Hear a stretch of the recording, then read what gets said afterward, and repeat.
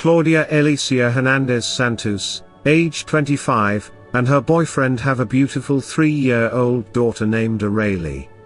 The couple lived at 3122 Springfield Way in San Jose, California. San Jose, California, is the largest city in Northern California with a population of over 1 million citizens. The city is known for its innovation and cultural diversity. Claudia and her family were deeply religious. She attended her father's church. Her father, Rene Hueso, runs his Pentecostal church out of the basement of his home. The evangelical church is located in the basement of the home on the 1000 block of South 2nd Street in San Jose, California. Everything seemed perfectly fine until little 3-year-old Arely started waking up all hours of the night screaming, and sometimes crying for no obvious reason. Claudia told her father and the church about her daughter waking up at night screaming, and sometimes crying uncontrollably. She thought her daughter was possessed by evil spirits. At some point the family decided to perform an exorcism on the little girl. An exorcism is a religious or spiritual ritual carried out to remove demons, jinns, or other spiritual entities from a person or area. The ritual dates back to biblical times when Jesus himself expelled demons from people tormented by these evil entities. Jesus advised his apostles to also go forward and cast out demons. The ritual is practiced across many different belief systems, cultures and religions. In Christianity, the person who does the ritual is known as an exorcist. He's usually a member of a church, or in some cases the person is thought to have a special gift from God himself. The exorcist and their followers believe that they are adorned with the gift to cast out demons by God. When the ritual is performed, the exorcist uses prayer and religious items, such as a cross and holy water. The exorcist calls on God, Jesus, and sometimes specific angels to assist with the exorcism. Usually the person who is possessed by the demon is not thought of as evil themselves. And it's not thought that they are responsible for their affliction. It's believed that the victim of possession is an unwilling participant by the evil demon who wants to inflict harm to the victim or others.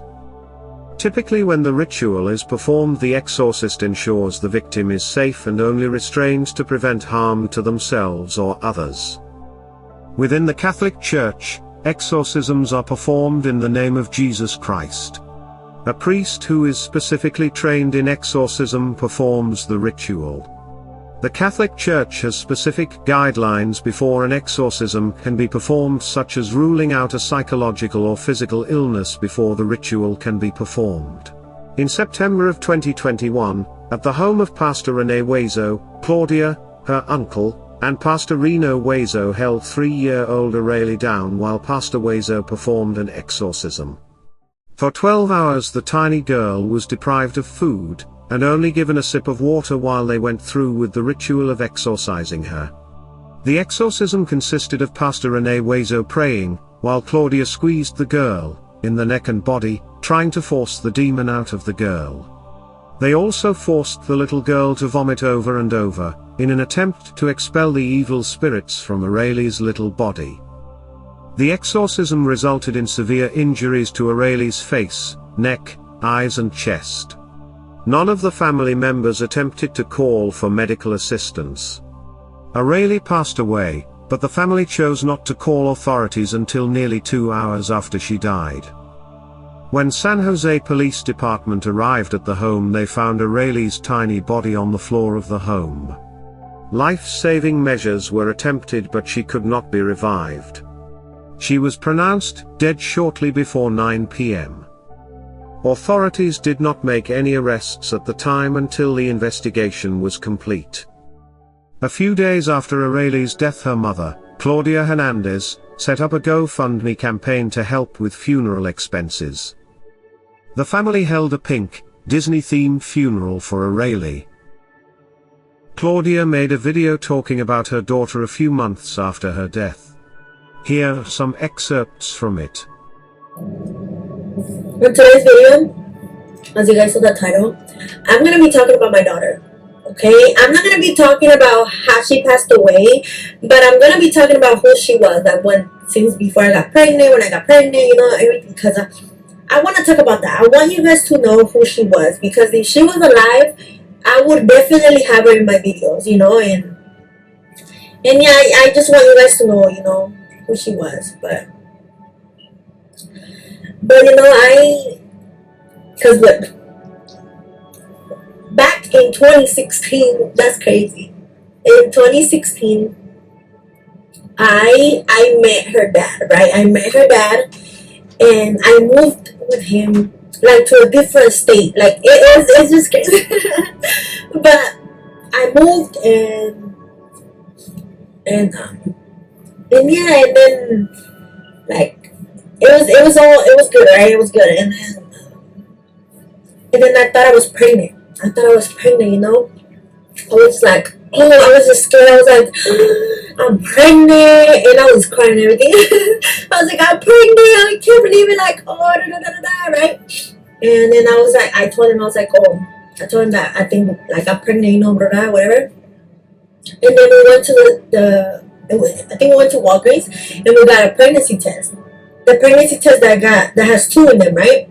So we got it. We went home, and I took the test. I took the first one, and I was like, I was like, all right. Woman, the truth, like I was so nervous. I was just nervous. I didn't know what to expect, right? Because I was like, I felt like I was, but I was like, I don't know what I'm sure, blah, blah, blah, whatever, right? So I did what I had to do, and we waited the minutes that we had to wait. We shared a room with another couple, and she had her baby too, and that baby would cry so much, so much, and then my baby was not. She was so quiet, and yeah. So then we went home, and I remember for like the first month, she would not smile because you know babies can't. I don't know. I guess they can't really see, but like she would not smile. She was just serious, and then like she would just look around. And then I remember the first time that she smiled, like I just remember she was sleeping, and then she started smiling. We're like, she's smiling. And yeah, she was just like, I don't know, guys, but she was just so serious. My baby was serious when she was like a newborn. But after like the fourth, look, this. I remember for the first month, the first 3 months, I think, she would wake up like 5 times a night, and it was just so tiring, you know. And oh, I miss her. I'm gonna cry. But yeah, the first year, you know, I think when she was 12 months, and when she started to walk. I'm gonna try to post videos so that you can see her, and so you can and see how she looked like, what she looked like, and yeah. So she started walking, you know, and you know during that time when she started, I remember when she started talking. You know, it took a while for her to learn how to talk, but she would say mommy or daddy or whatever. Like she would just say that. But I remember when she started learning more and more, because like since she was in my stomach and since she was a newborn, I was always tell her that I loved her. And I made sure to tell her that I loved her, you know, and just made sure to show her so much love. And yeah, so when she learned to talk more, she would just she learned to say I love you, right? She learned to say I love you, but it wasn't until she understood more when she grew more that she started saying I love you, like to me so much. Like, like she was so bald and she had little hair, but when she was like 2, I think her hair started growing, and then when she turned 3, her hair was so curly and just so fluffy. But yeah, so like I was telling you guys, like when she started to learn more, my baby was such a sweet baby. Like I don't think I've met a baby like her. And I'm not saying that because she was my daughter, but because my baby was so sweet. She was so sweet. Like she would tell me I love you so many times during the day. She would tell me te amo, te amo. You know, like I was she's like te amo, mom, baby. You know, and I was like, damn, like I would always tell her, you know, and she would always ask me. I don't know when she would come up to me. She's like, hug, you know. She would just ask me for hugs, And she was such a helpful baby too. Like when she would see me cook, she would be like, "Baby, cook." You know, she would ask me to cook, to help cook with with the cooking. You got it? When she was to be cleaning, she would ask me for help. She would ask me to help. She would tell me to. she would ask me to allow her to help me. Yeah. You know, I think I have a video of her doing dishes because she learned to do the dish. She just did it like I didn't ask her to do it. She just wanted it. She just wanted to do it. You know, going from having her every day to not having her at all. You know, it's so hard. You know, like everywhere, it's always something that reminds me of her. You know, I remember when we would go to the store, she would always want to come with me. But you know, even when I had to go to work, she wouldn't want me to go to work. She would want me to stay with her, you know. But like I have to go. But the thing is, like I was so blessed to have, like I was so blessed with her dad because he would help me so much. You know, like I was able to, if I wanted to go out with my friends, I was able to go out. You know, because he would help me. You know, and he's such a good dad. You know, like he loved her. Like it's a lot, but you know, it's hard. It's hard because it's just a lot. You know, when I think back and I look back at everything, it's hard. You know, and it's a thing that I'm not gonna see her grow up. You know, like how I thought that I was gonna see her grow up. You know, like.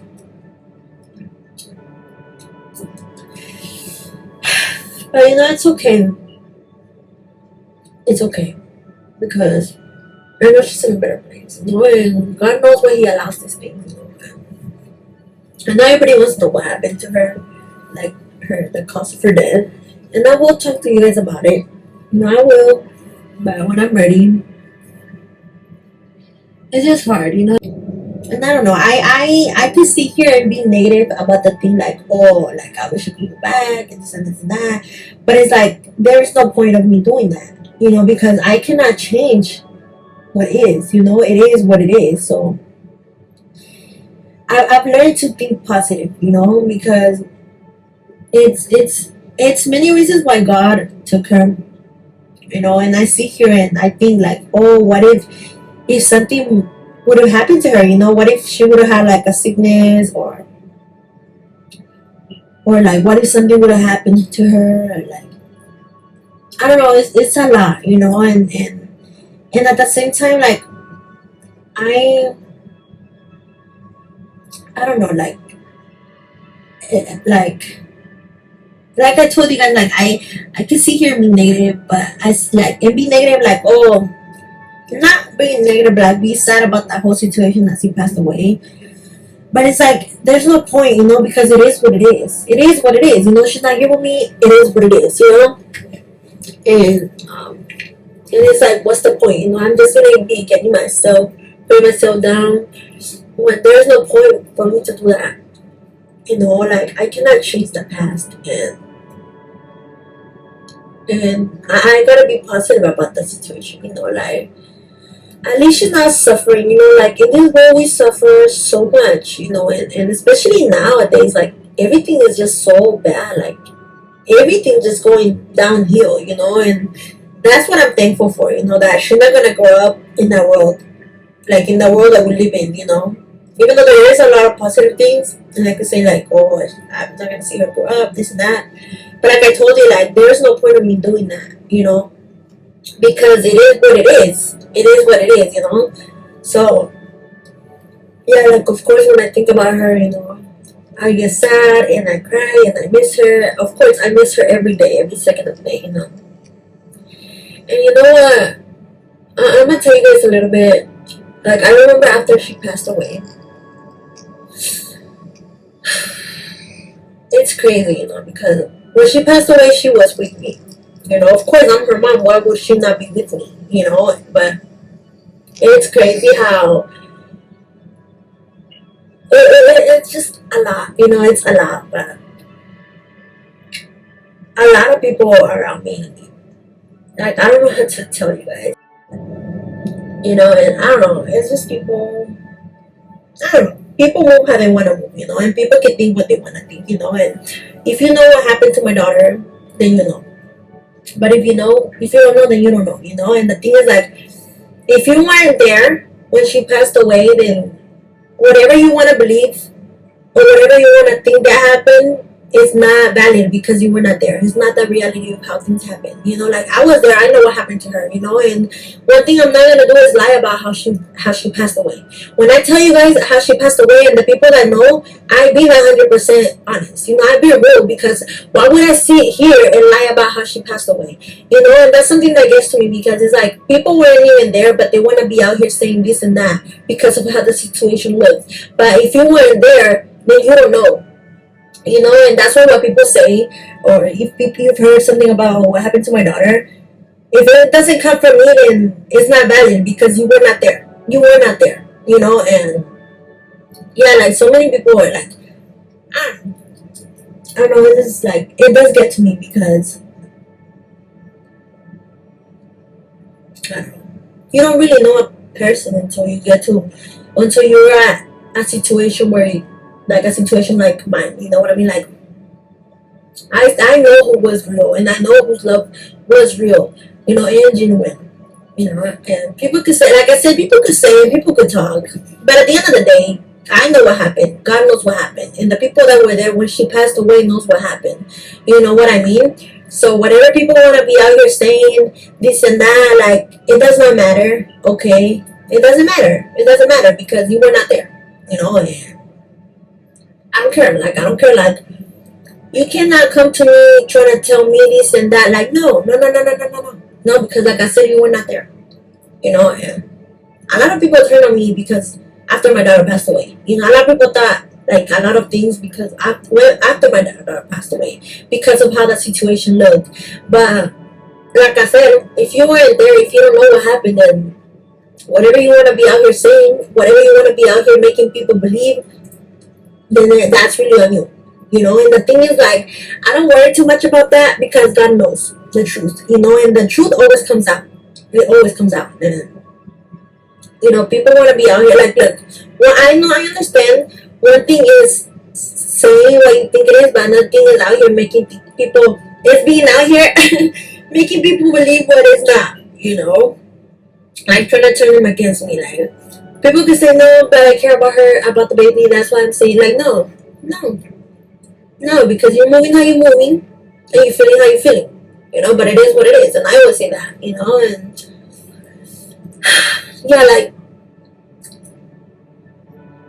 this, like, look, after my daughter passed away, I've learned so much, and I've grown so much, and I've matured so much, and I'm just thankful. I'm thankful because I could easily kill myself, after she passed away, but God is good, God has been there for me.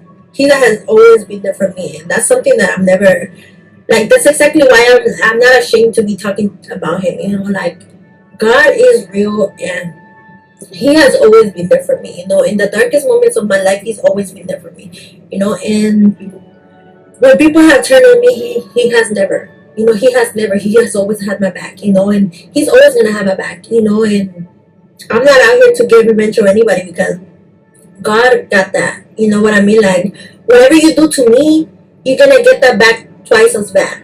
You feel me? So I'm not worried about that. Like I said, God got me. And yeah, like, that's exactly why I'm wearing. Look. Oh, you know what? Before I forget, in 2017. I actually decided to get her name tattooed on me. My daughter's name tattooed on me and her date of birth. On my chest right here. It is what it is. But yeah, guys, I don't know. I don't know.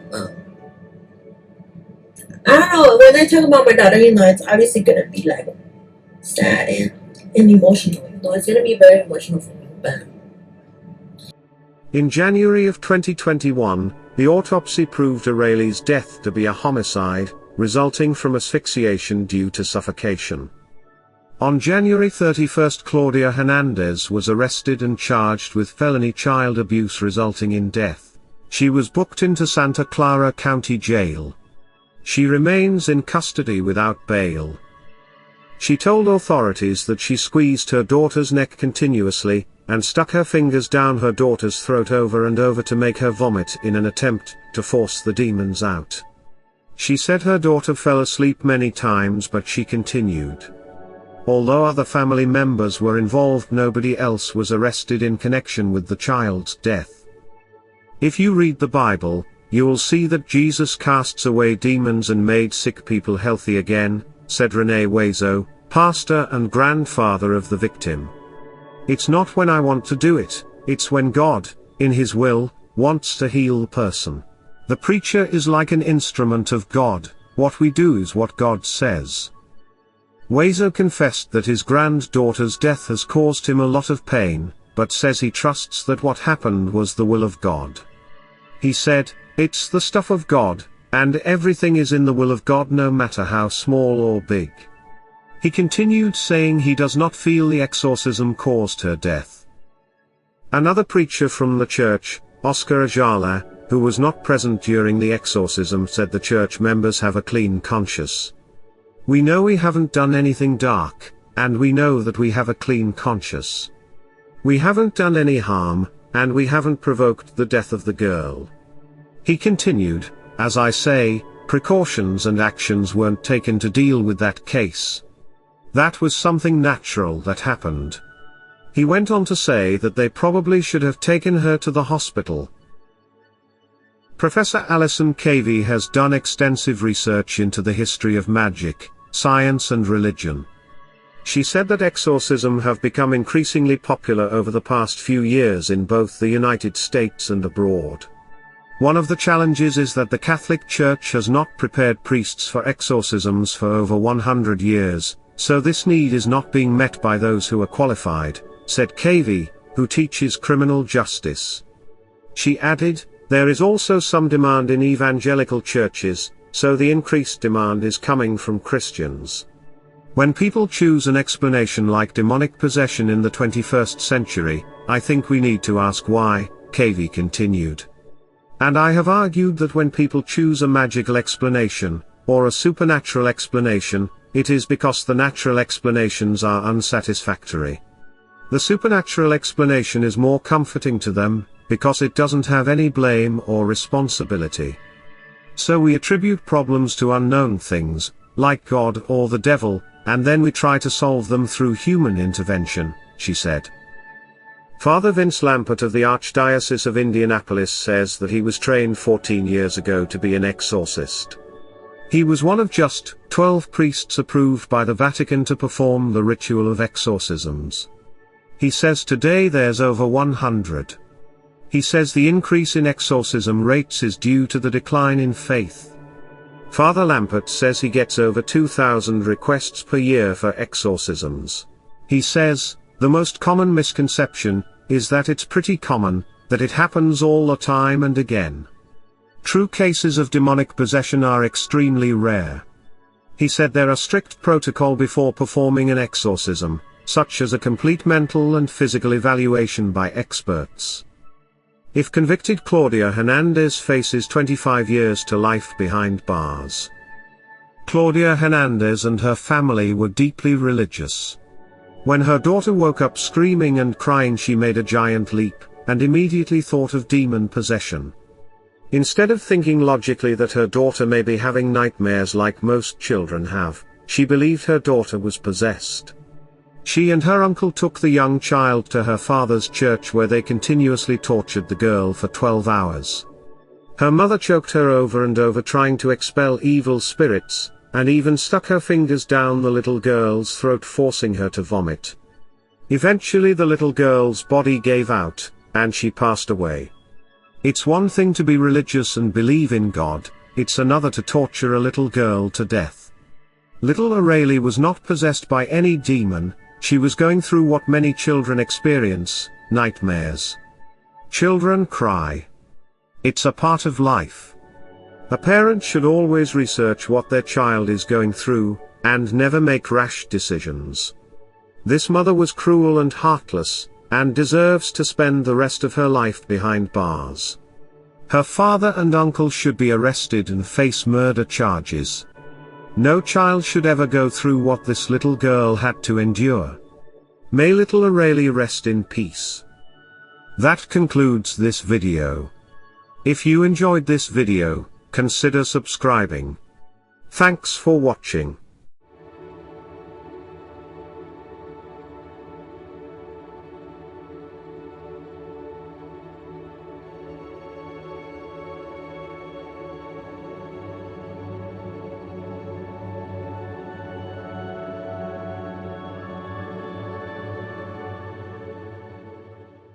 Want to help support the channel you love, and get something in return?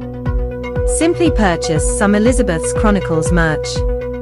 We have coffee mugs, t-shirts, sweatshirts, cozy blankets, beach towels, phone covers and more. Use the coupon code EC10OFF4U and get 10% off your order. The link to order is in the description area below this video. Thanks for helping Elizabeth's Chronicles continue to make the videos you love.